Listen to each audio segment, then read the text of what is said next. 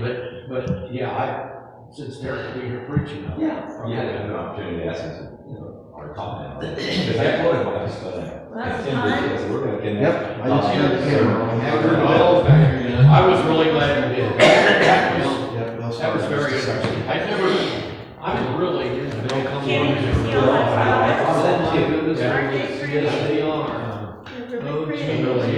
into math, and I don't think I had any of those. I never really thought about math that way. Are they blooming? They're coming to the ground, or maybe both. Yeah. And then it takes you to that whole area, in terms of physics, is it a particle or is it a discrete quantity or an unmeasurable quantity? Right. Are people coming next Sunday to eat? Is that next Sunday? That's next Sunday. I'm going to bring some of those flowers Physics, formulas. for what they stand for. Oh, okay. I guess they Know are. what they stand for. We'll announce it. Okay, I'm going to bring those for the table. Right.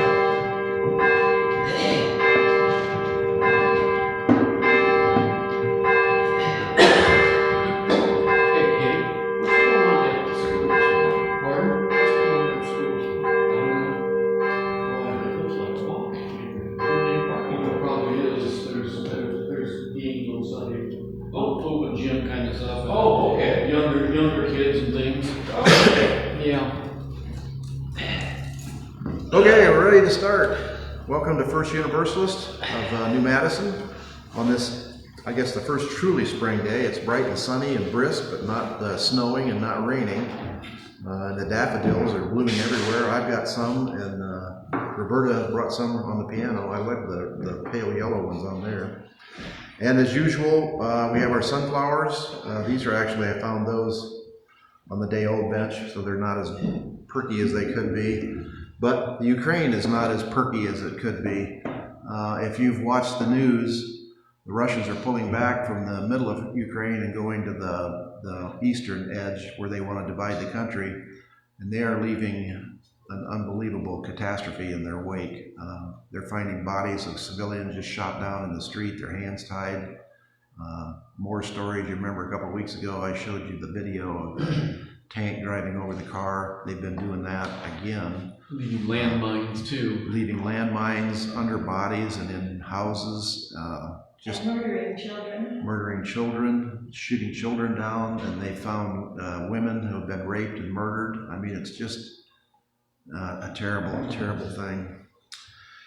So, announcements. Next week is our co-meeting or an invitation to El Dorado. They will be here, and we're having a carry-in, and we've got everything pretty much set up for that. If anybody wants to bring something else, feel free. I mean, you can never have too much food at a carry-in. And it's at 10 p.m. 10 p.m. or 10 a.m. Yeah, but church is at 10 a.m. and not 10:30. If you want to just come for the meal, it'll be at 11 or a little bit after 11. And I love carry-ins because I bring my favorite stuff, and I always hope there's leftovers. So if we bring enough stuff, there should be leftovers. Yeah. So green bean casserole and chocolate cake will be my contributions. Anything else? Then we'll have the prelude. Brethren, we have met to worship. That's close to my heart, having been at the Church of the Brethren for years. People don't realize brethren means brother in church language, but it actually means brother and sister. Brethren is kind of like saying people. It's a uniting phrase.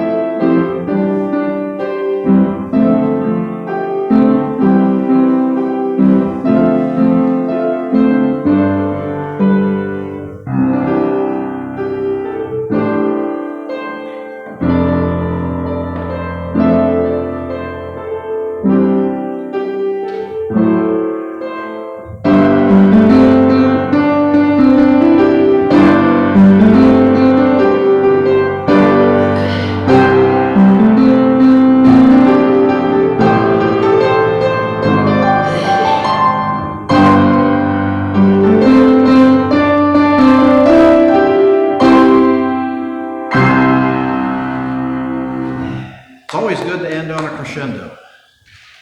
Brethren, we have met to worship, and that has a totally new meaning today. Some of us meet in person, and some of you meet on the internet, on Facebook or on YouTube. You're more than welcome wherever you want to attend. You're still part of our community, and you are invited to comment on Facebook and let us know you're out there. If you have any questions, if you have any requests, any ideas on which way you want the worship to go, please let us know. We are continuing our little, I guess it's a trilogy, I would say. We started out talking about death and dying a few weeks ago, and then we proceeded to the next step, which is grief and bereavement.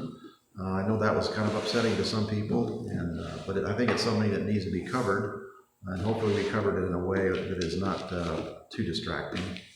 So today we're on the third leg, which is when you get to acceptance and hopefully happiness.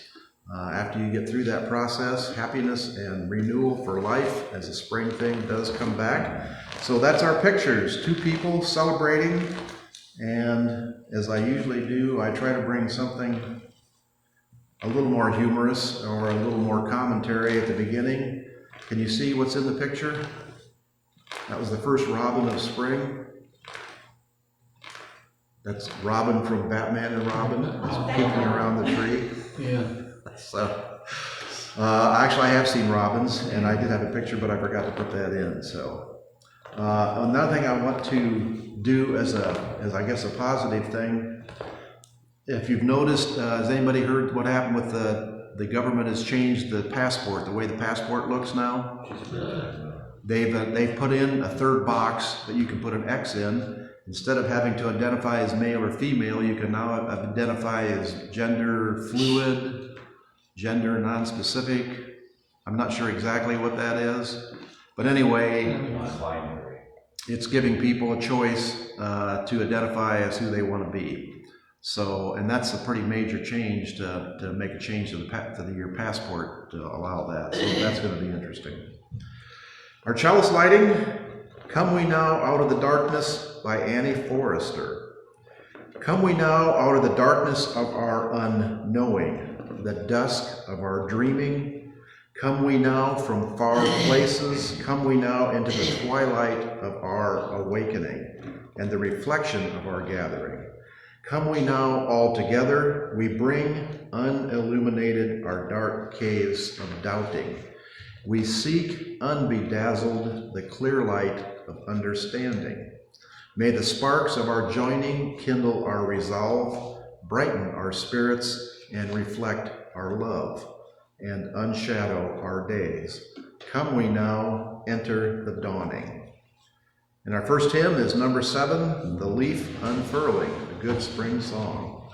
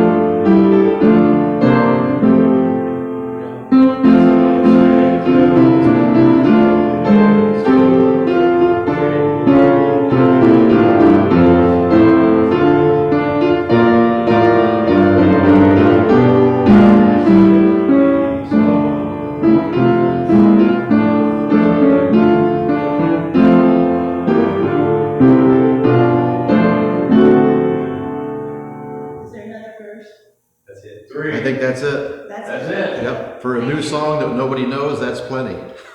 The lyrics are still worth looking at. It is. All life is one, a single branching tree, all pain a part of the human misery, all happiness a gift to you and me. It goes through from the beginning to the end, from pain to happiness. Our children's story, I found this site on the internet and I've kind of stuck to it because they just do such fun things. Actually, what month is this? April? What did we just have? April Fool's Day? I found a children's story on April Fool's Day.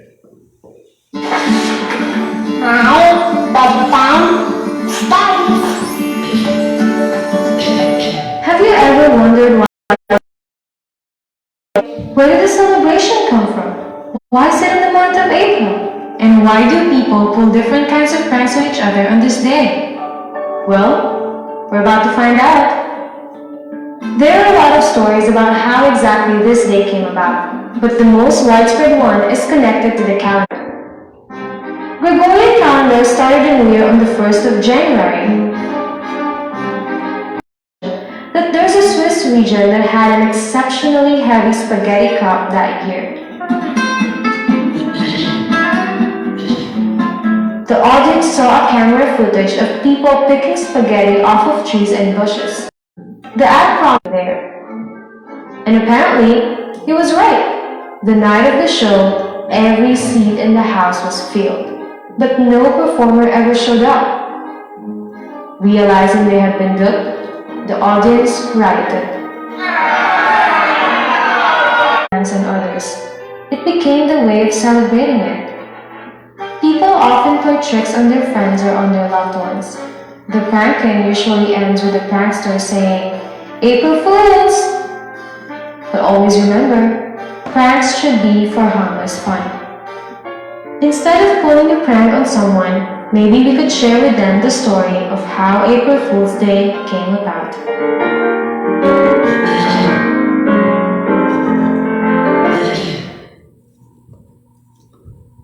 Did you hear the part about... Your parents make sure you were still alive.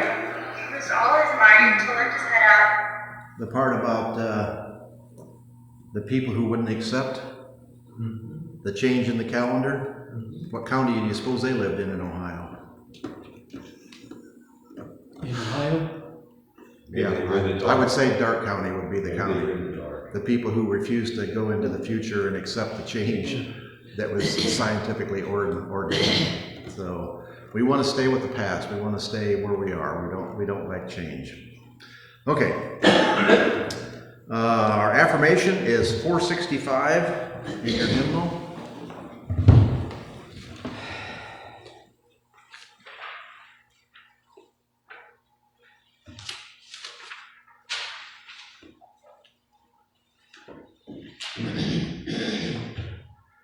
The wisdom to survive.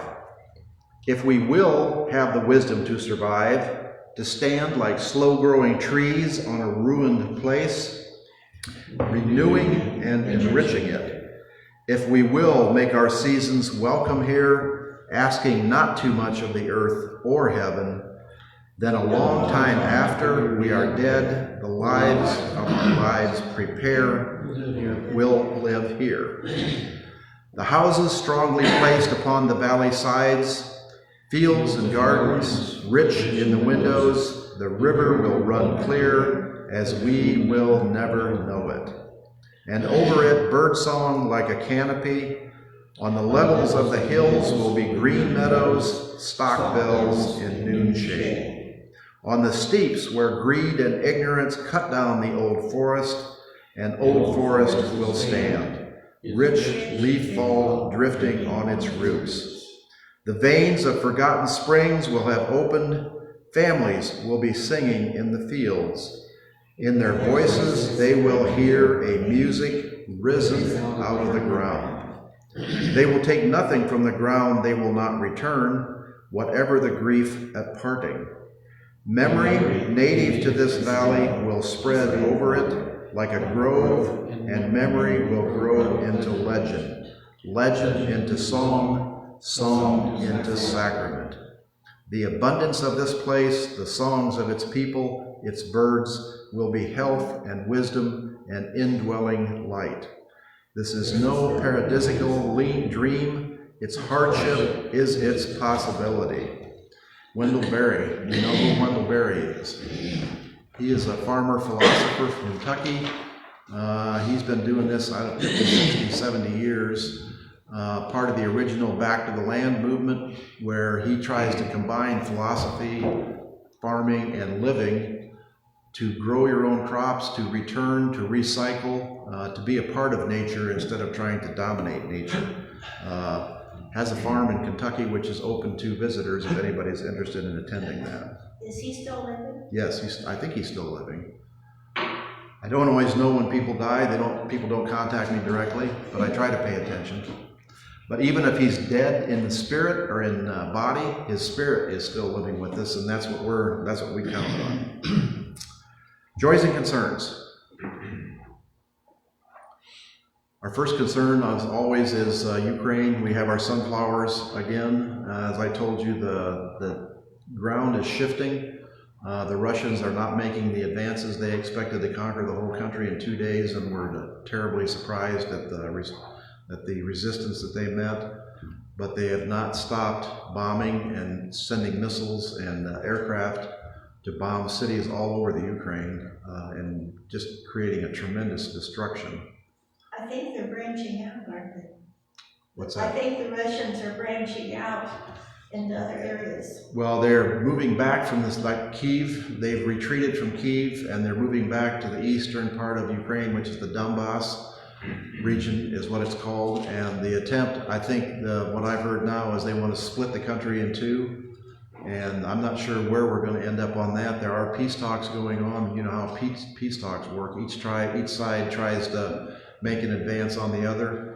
The Ukrainians actually launched a helicopter attack on Russian soil and blew up an oil depot, which is pretty incredible, and pretty much, I would imagine, surprised the Russians incredibly for that to happen.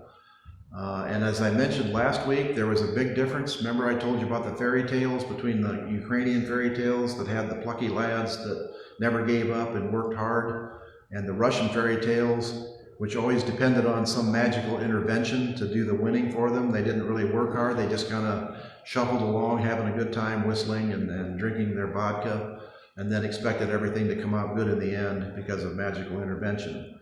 So far, that magical intervention has not happened. The danger is the country of Russia is controlled by one person, Putin, and if he decides to continue the war, then the war continues, and if he doesn't, then it doesn't. And that's, people criticize President Biden when he said this man cannot remain in power. He was making a moral statement. He was not saying the United States is trying to assassinate him. But the end result is, if he stays in power, then the war continues. So we remember the people who are not here. Haven't heard from Dolly, so we need to get in touch with her and see how she's doing. Hopefully she's doing well. We have our other attendees, or people that used to attend that are unable to move now. I suppose we should do some talking about how to contact them and maybe send them, we'll set up a deal where we can send cards, or at least let them know that we acknowledge that we missed them and wish they were here. Another joy, my horse Curly is training again. His legs look pretty good so far, so hopefully he'll be racing again this year. He looks good on the track, the practice track. In fact, they have to work pretty hard to hold him back. They don't want him to outrun his training pace, so they had to put an actual special harness on him to slow him down because they wanted to run so much. So fingers crossed that works out all right. Anything else? Oh, I guess I should light a few candles. We don't have enough candles for the Ukraine.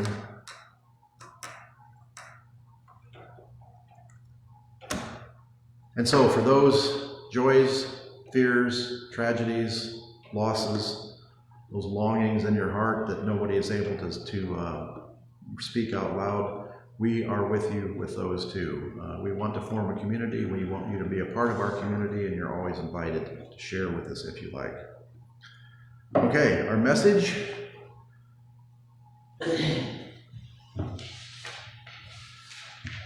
Okay, we had a couple tough weeks contemplating death and grief, and with good purpose, and I hope with some appreciation. But today we spring into spring and new life, renewed life, and we're going to start that with a short clip on rebirth, and then everybody seemed to like the quotes we used last week, so we're going to do more quotes. If you like a particular quote or have a disagreement with a quote, go ahead and jump in and continue the dialogue. Nothing is set in stone here. Be thinking about your definition of happiness or fulfillment, of what really makes you feel good, not like a candy bar at the checkout counter or seeing the guy who just passed you on a double yellow get stopped by the sheriff. That always made me feel good. But really reaches deep into those feelings of accomplishment and satisfaction. Is happiness something that just happens, or is it something that we can engineer? Does that trip you planned for so long deliver happiness on its own, or is it something that just happens on the trip, like a quiet coffee, watching the sunset with a good friend or a valued partner? Does that bring that kind of that sensation of happiness? The happiness of your life depends on the quality of your thoughts. Therefore, guard accordingly and take care that you entertain no notions unsuitable to virtue and reasonable nature. Marcus Aurelius. We are still connected so closely to Rome, which was 2,000 years ago. They talked about the Julian calendar, that's Julius Caesar, and that was in 2,000 years ago, and that persisted until the 1500s. Gregory instituted the Gregorian calendar, which is what we use today. We are connected, even though we don't realize it, to 2,000 years ago, and some of the quotes I'll bring here are from the Romans themselves, who even at that time thought about what was happiness. But first, I ran across something on. Feel him to make sure he was still alive. He used all his might to lift his head up. We were tagged in a post about his husky in Cleveland, Texas. So I went out there to assess him. The homeowner saw him collapse in their backyard. Gonna get you some help, okay? Gotta hang in there. These guys should be coming to help me get in my car. I don't think he would last much longer. The closest ER was over an hour away from Cleveland, and it was the longest hour ever. I just kept looking over to make sure that he was breathing.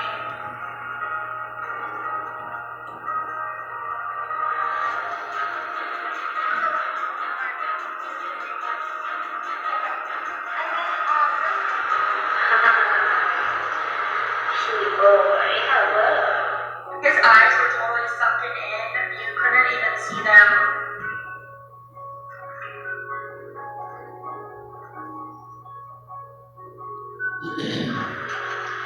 I think it took about a week for him to open his eyes. I do. And he realized they were blue, bright blue.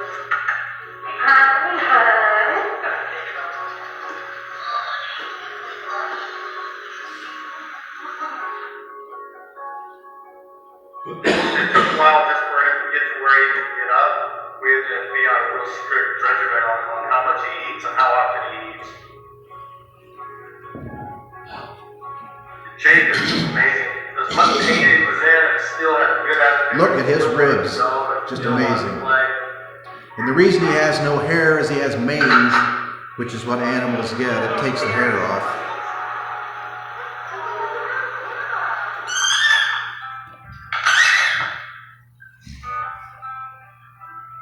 Even if he's just sitting there, you can tell he's just loving life. He's happy to be alive. At first he wasn't interested in toys, but it took a week or two, and then he started constantly playing with them.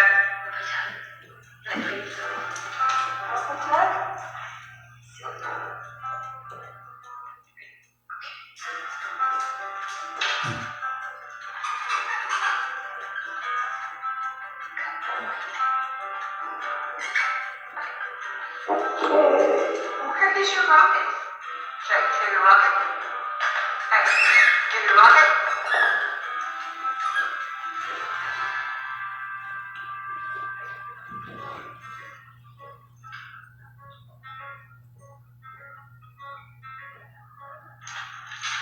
could just spend hours being in the backyard, just tossing balls, and he would never get tired.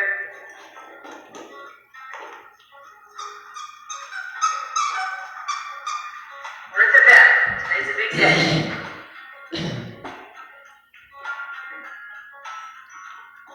Our plan for him is just to give him a great life. Jake is super friendly. He loves to meet people. He loves to meet animals. He's just a very happy-go-lucky dog. We do have another dog, Jasper, who is not the warmest. But after maybe a week or two, they were best pals, and they still are. He's a big goofball. We call him the house wolf. Jake's story gives me the chills just thinking about it. It just made me believe that miracles do happen.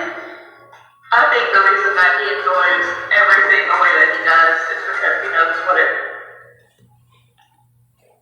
What a difference. Feel him. Life can be renewed. You can see life that was right at the very edge, hanging by a thread, and for love and caring and commitment can bring that life back. That's one reason I have an affinity for dogs, cats, horses, cattle. They will never drive a tank over another vehicle with other dogs and cats in it. They are innocent. They are the innocence that God provided to the world at the beginning and have never changed. People are the ones who have the opportunity to do good or to do bad, and we need to encourage people to do good as much as we can. Okay, now for some quotes. Be happy for this moment. This moment is your life. That's from Omar Khayyam. Another Roman, Marcus Aurelius. The happiness of your life depends on the quality of your thoughts. Therefore, guard accordingly and take care that you entertain no notions unsuitable to virtue and reasonable nature. Happiness is when you think, what you say, and what you do are in harmony. Mahatma Gandhi. Happiness is not something ready-made. It comes from your own actions. The Dalai Lama. I am determined to be cheerful and happy in whatever situation I may find myself, for I have learned that the greater part of our misery or unhappiness is determined not by our circumstances, but by our disposition. Martha Washington. Most folks are happy as they make up their minds to be. Abraham Lincoln. Happiness cannot be traveled to, owned, earned, worn, or consumed. Happiness is a spiritual experience of living every minute with love, grace, and gratitude. Dennis Waitley. Happiness depends on ourselves. Aristotle. If you want to be happy, be. Leo Tolstoy. It's not how much we have, but how much we enjoy that makes happiness. That's from Charles Spurgeon. There is only one way to happiness, and that is to cease worrying about things which are beyond the power of our will. Epicurus, another Roman. True happiness is to enjoy the present without anxious dependence on the future. Another quote by Seneca. I, not events, have the power to make me happy or unhappy today. I can choose which it is shall be. Yesterday is dead. Tomorrow hasn't arrived yet. I have just one day, today, and I am going to be happy in it. Groucho Marx. A table, a chair, a bowl of fruit, and a violin. What else does a man need to be happy? A table, a chair, a bowl of fruit, and a violin. What else does a man need to be happy? Who would you guess would say that? Albert Einstein. He has got to be one strange dude, if that's what makes him happy. Happiness is not a matter of intensity, but of balance, order, rhythm, and harmony. Thomas Merton. He is a famous monk, a Catholic monk who has done retreats for years. Now and then it is good to pause in our pursuit of happiness and just be happy. Guillermo Apollinaire. You know it's love when all you want is that person to be happy, even if you're not part of their happiness. Julia Roberts. You know it's love when all you want is for that person to be happy, even if you're not part of their happiness. Action may not always bring happiness, but there is no happiness without action. Benjamin Disraeli. To be stupid, selfish, and have good health are the three requirements for happiness. Though if stupidity is lacking, all is lost. A cynical view by Gustave Flaubert. You might have run across Flaubert if you took high school English. Madame Bovary is the famous book that he wrote, and it pretty much reflects that novel reflects his view of happiness. To be stupid, selfish, and have good health are the three requirements, according to Flaubert. The moment of happiness we enjoy takes us by surprise. It's not that we seize them, but that they seize us. Ashley Montague. Happiness is that state of consciousness which proceeds from the achievement of one's values. Ayn Rand. Happiness is the state of consciousness which proceeds from the achievement of one's values. Does that make any sense to anybody? Ayn Rand is the author of the Atlas Shrugged. She's the founder of a section of philosophy called objectivism, which is kind of morphed into libertarianism. And objectivism says, if I'm happy, then everybody else can be happy. If I'm not happy, then I don't care if anybody else is happy. It is basically a philosophy that's centered on selfishness. If you've read Atlas Shrugged or Fountainhead, that's her two primary novels. And she is a woman born in Russia, immigrated to the United States. This was in the 30s and 40s. Even as a woman, Dagny Taggart is the protagonist, the woman who's the hero or the heroine in Atlas Shrugged. She is under the control of the man that she loves. He tells her what to do, tells her when to get up, when to go to bed, physically assaults her. This is Ayn Rand's idea of happiness for a woman in objectivism. It's so confusing and so contradictory that I can't, and people, if you listen to conservatives today, you will hear them constantly say what a great person Ayn Rand was and what a great philosophy objectivism is. She believes in laissez-faire capitalism, which means you do whatever you do to make money. If you can set up a monopoly and take control of the market, then that's the best thing to do. You should be rewarded for your intelligence. We could spend the whole day talking about Ayn Rand and objectivism. Plenty of people miss their share of happiness, not because they've never found it, but because they didn't stop to enjoy it. William Feather. The art of being happy lies in the power of extracting happiness from common things. Antoine de Saint-Exupéry. Are you familiar with The Little Prince? The book and the story of the little prince who flies his airplane to another world? Interesting stories. Happiness often sneaks in through a door you didn't know you left open. John Barrymore, a famous actor of the 30s and 40s. To be without some of the things you want is an indispensable part of happiness. Bertrand Russell, pretty famous philosopher from England in the early 1900s. Money can't buy you happiness, but it can buy you a yacht big enough to pull up right alongside of it. David Lee Roth. I'm more of a practical person. All who joy would win must share it. All who joy would win must share it. Happiness was born a twin. Lord Byron, and I never understood his poetry either, and that's why. Nothing brings me more happiness than trying to help the most vulnerable people in society. It is a goal and an essential part of my life, a kind of destiny. Whoever is in distress can call on me. I will come running wherever they are. Prominent British figure killed in a traffic accident some years ago. Princess Diana. Would you have thought that would be the thoughts of Princess Diana? Nothing brings me more happiness than trying to help the most vulnerable people in society. It is a goal and an essential part of my life, a kind of destiny. Whoever is in distress can call on me. I will come running wherever they are.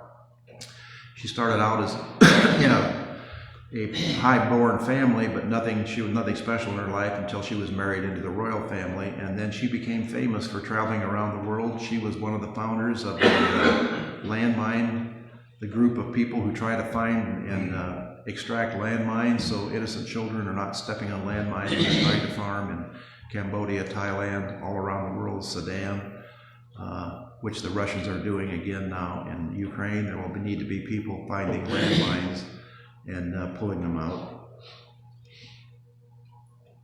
Joy is prayer, joy is strength, joy is love. Joy is a net of love by which you can catch souls. Mother Teresa. Happiness is inward, not outward, and so it does not depend on what we have, but on what we are.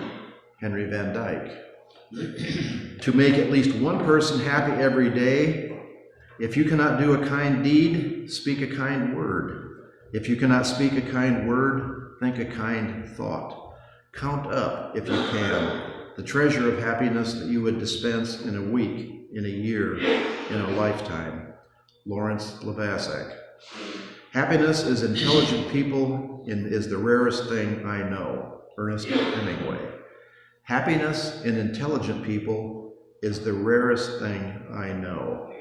Ernest Hemingway, and Ernest Hemingway committed suicide at the end of his life, so not a happy person.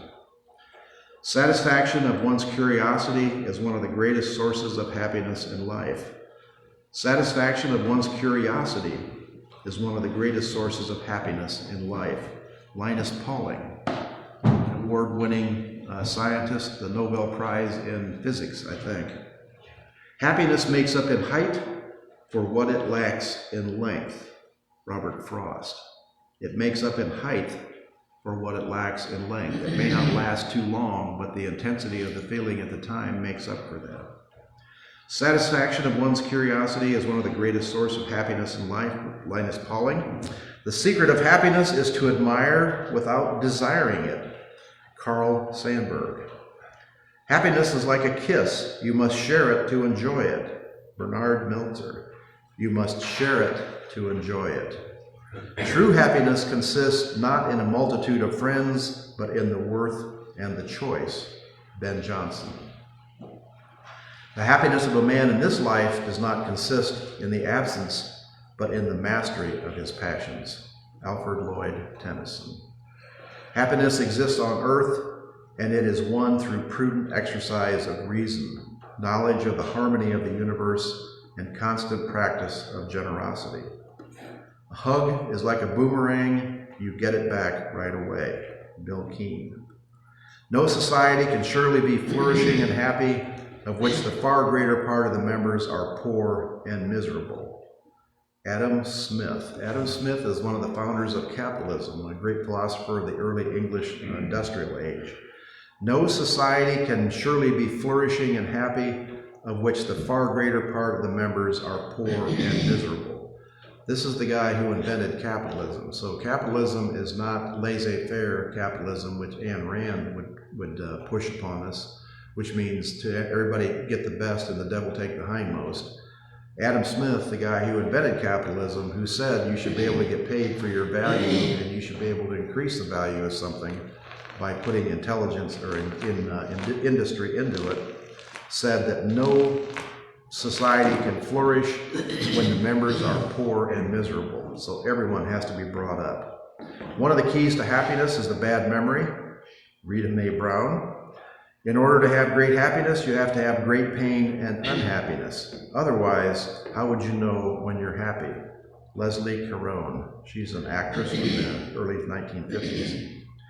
Happiness is like those palaces in fairy tales whose gates are guarded by dragons. We must fight in order to conquer it. Alexandre Dumas. That's another French author. Lovers who love truly do not write down their happiness. Anatole France. Another French philosopher. Happiness can only be found if you free yourself of all other distractions. Saul Bellow. an American author. When what we are is what we want to be, that is happiness. Malcolm Forbes, who was a pretty wealthy person and founded the kind of Forbes dynasty. And I used to read Malcolm Forbes when I was in high school, the Forbes magazine, if you've seen that. He was kind of like Adam Smith. He was a person who believed in capitalism, but believed capitalism has a soul, has a reason for being that helps all people, not just the people at the top. Unfortunately, his son, who inherited the business when Malcolm died, is more of an Ayn Rand person who believes that rich people shouldn't pay taxes and poor people shouldn't get any help from the government. So he's kind of fallen back on, he would disappoint Adam Smith terribly. The happiness of most people is not ruined by great catastrophes or fatal errors, but by the repetition of slowly destructive little things. Ernest Demet. Nothing prevents happiness like the memory of happiness. André Gide, also a French author. A happy life must be to a great extent a quiet life, for it is only in an atmosphere of quiet that true joy dare live. Another quote by Bertrand Russell. Happiness is mostly a byproduct of doing what makes us feel fulfilled. Benjamin Spock. Not doing what you like, but in liking what you do is the secret of happiness. J.M. Barrie, Peter Pan. My father gave me the best advice of my life. He said, whatever you do, don't wake up at 65 years old and think about what you should have done with your life. George Clooney.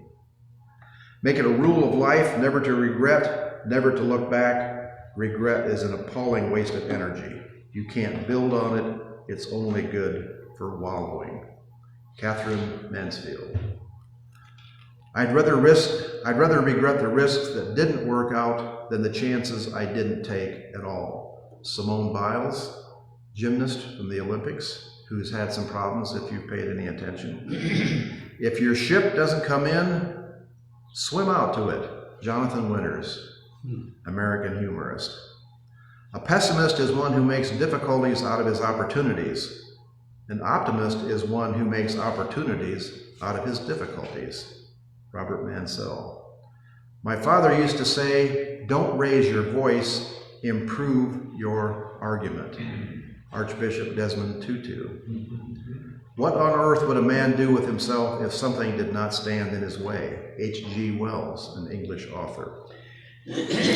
Don't worry makes a better motto when you add others. Columbia Records. Don't worry others. Something we should teach all of our kids. When you're actually powerful, you don't need to be petty. Jon Stewart, host of The Daily Show for years. None are so brave as the anonymous. K.K. Steinke. There's more, and I can do those. I can give you those later, or you can see those at some other time if you want to move on. Tim, it seems like so many, just an observation and hearing all of those, what a rich collection, by the way, thank you. It seemed to me just an impression that some of them were temporal. They were time-based. Yes. And then many of those quotes, very, very excellent quotes on my head, they tended to be, or they seem to be dependent upon some other factor. So I don't know what that says about happiness. I know we could debate that and discuss happiness as a concept, as a state of being or whatever forever. But interesting that, anyway, rich collection. And I think philosophers, authors, and actors, regular people, philosophers, yeah. you know, people who are renowned as philosophers, which means thinking great thoughts. I mean, what is a philosopher actually? But people who actually lived life, I was kind of struck by Julia Roberts and George Clooney. They have a real kind of earthy grip on what happiness is, something that all of us can understand. But I was also struck by the diversity. Some people saying happiness comes from leading a quiet life and contemplation, which would be happiness for those people, I'm sure. But if you have to find your own definition of happiness, and a quiet contemplative life is not my definition of happiness. I think one of those was Bertrand Russell. Yes. And you know, what little I know about him, he philosopher, contemporary, thinking lots of the time, I would think one would want some quiet around them and consider that happiness as a refuge from the world in order to think more clearly. And most important about Bertrand Russell, if you know anything about his life history, kind of a crusty old dude. Not really known for being friendly, supportive, helpful, not like Princess Diana, who would go anywhere in the world to help people who needed help. And yet, one of the great loves of his life was Lady Adeline Morel. Yes, and that's the other point. My first experience that I can remember of happiness was when I was, 10 or 12 years old. We had a screened-in porch on our house, big maple trees out, and it was screened in from like floor to ceiling. It was all screens. It was an open porch. They just put screens on. Sitting on the couch out there with a blanket, a big box of Oreos and a glass of milk, reading a science fiction novel by Arthur C. Clarke during a thunderstorm with thunder and lightning and big black clouds and the rain coming down. That was the first time I can actually remember saying, this is really neat. I wish I could do this all the time, but obviously. That was quite a memory. It's a very strong memory. And then when I found girls, my idea of happiness changed completely. And I'm not going to actually describe that to you, but I'm sure you can picture it in your own mind. So that's still now, to me, happiness is not something that's there you find by yourself. It's something you find in contact with another person. So, and you can find that in various different ways. So. Tim? Yes. Ayn Rand, in the novel The Anthem, and then later on in Fountainhead, in my opinion, actually had a good idea, because those two novels, she was championing the rights of the individual in the group, and she was lobbying against the idea that the individual should give himself up for the group.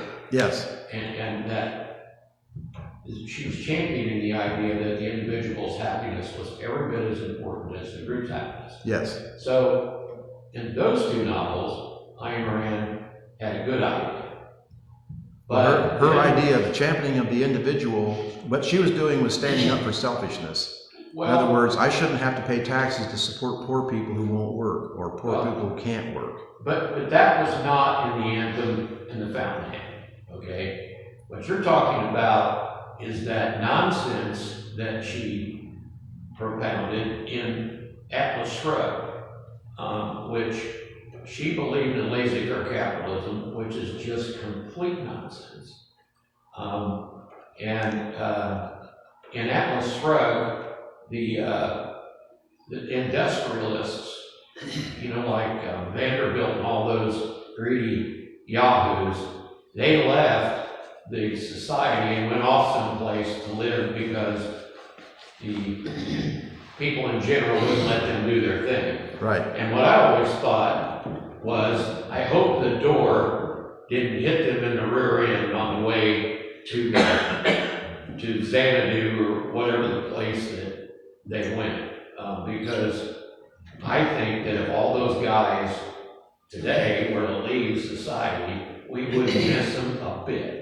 But in Atlas Shrugged, everything just sort of fell apart after they left that. So Ayn Rand was not all bad. She had the idea that the individual is every bit as important as the group that he's in. That's a good idea.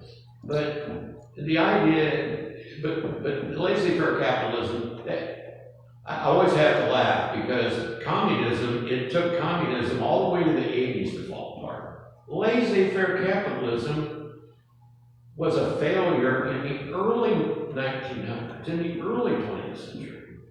They knew then that it didn't work. It took another 80 years for communism to fall apart. Not that I think that system is every bit as dumb as laissez-faire capitalism. But it took 80 more years for communism to fall apart. Laissez-faire capitalism went very early. We may get Ayn Rand may be getting a bad rap, but if who you are is defined on who supports you or who brings out your ideas. Malcolm Forbes Jr. is a great supporter of Ayn Rand. If you listen to the conservatives, Mitchell in the Congress, all those people, they always spout Ayn Rand. And every time they do, it's about how we shouldn't put any money into supporting poor people.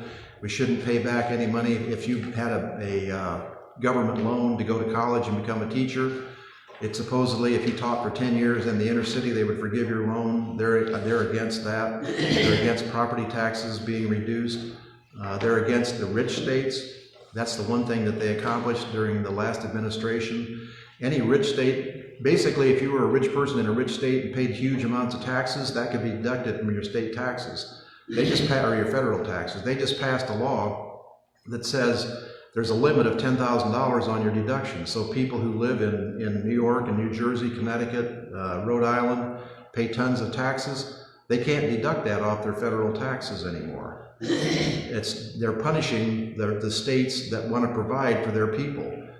And I've talked about this before. If you look at the states with the lowest level of education, the highest rate of death, the highest rate of maternal death, the highest rate of infant death, they're always the red states with low taxes and no support for people.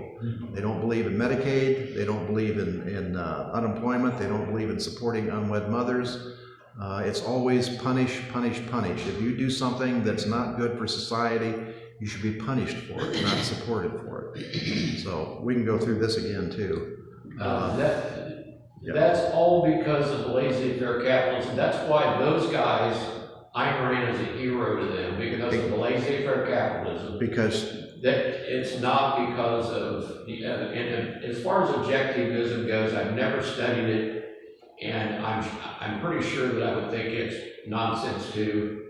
Ayn Rand was. let me give you a challenge. I need support up here. Study objectivism. You're a philosopher. Come up and give us a talk on objectivism. Well, that might be a good topic for. In no hurry. You can take as long as you want.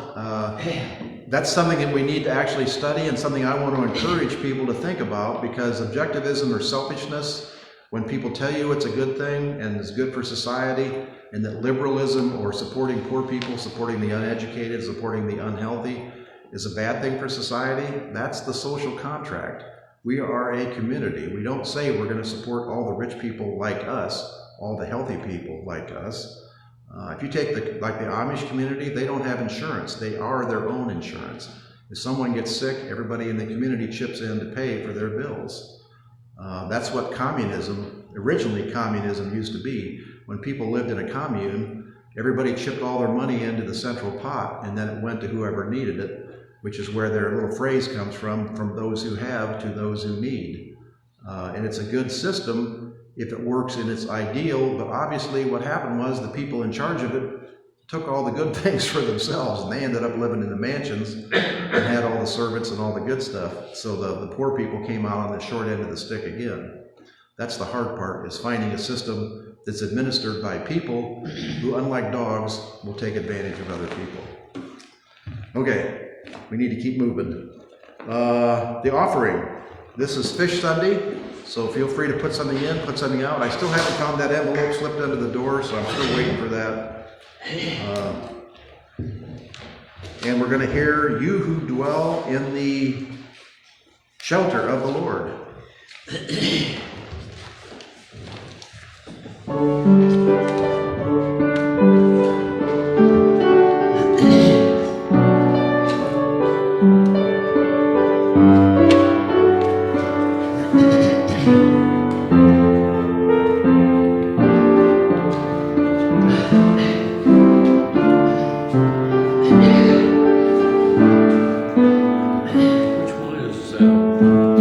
Fish is the fish, and church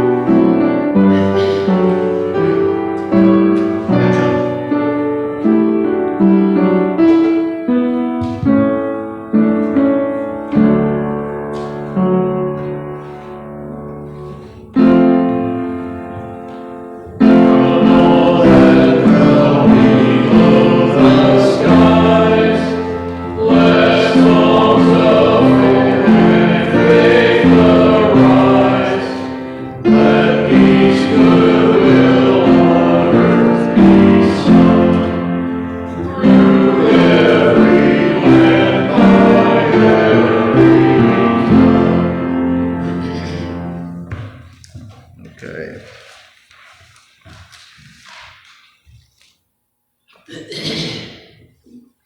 More sunflowers. Our closing hymn is Spirit of Life, number 123.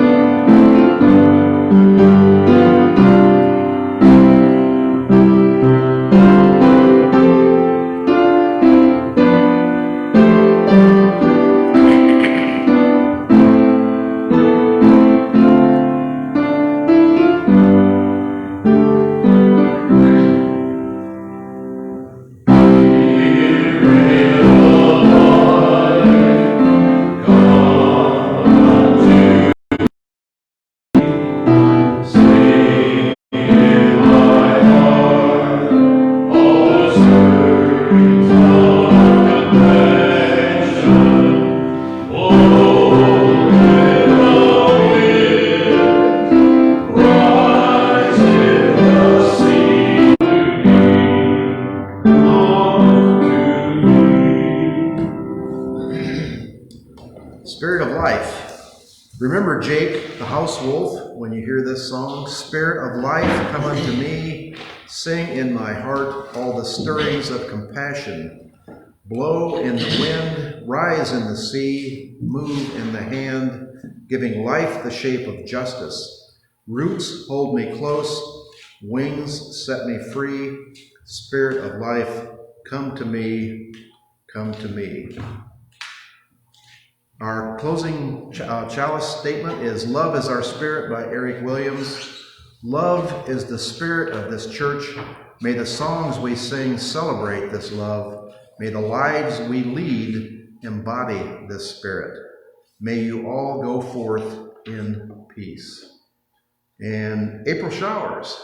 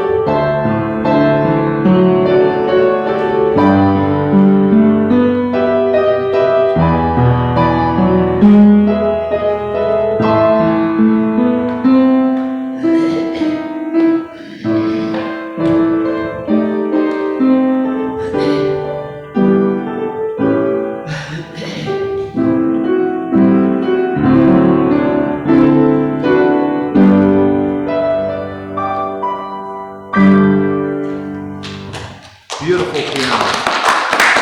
Very, very nice. I love that. Okay, we have day old, they're not donuts. I have actually found coffee cake and croissants. So partake of those, otherwise back in the freezer, and we're not going to bring them out next week because we'll have plenty of other stuff to eat next week. So remember the carry-in, please come for that. If you don't want to come for church, you're welcome to come for the carry-in after church. So that's it for New Madison Universalist Church. We'll see you next week, hopefully. Have a good week, and I haven't mentioned it yet, but the virus is not dead. Wear your masks, wash your hands. The new variant is going like gangbusters now. So it'll be here within a couple of weeks, I think, when we see the shutdowns. I ran into Darren Madison, coming to church. he had to have all his glue.